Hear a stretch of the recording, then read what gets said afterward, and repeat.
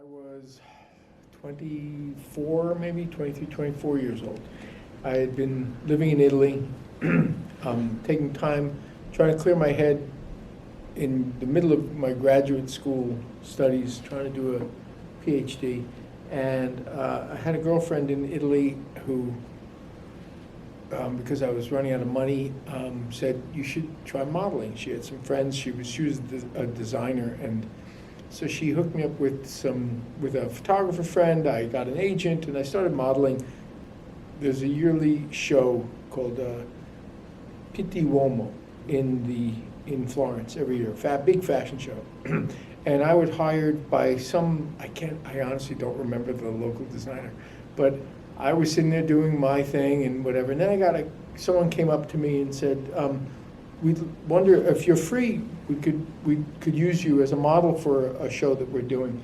And sure, it's extra money.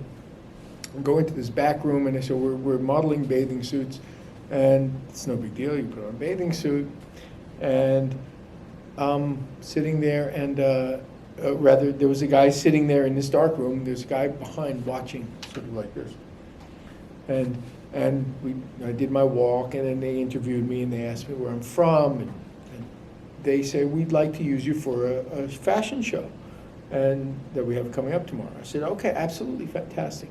And it was, the guy who was sitting in the dark was Valentino, and they hired me for this fashion show.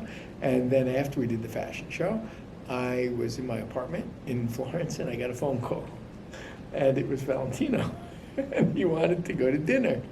And I was I was not prepared for that sort of thing, and so I said, no, thank you. I've got other things going on, and so I turned him down, and I never worked for Valentino again. Has nothing to do with my graphic design background, but I guess it was kind of funny.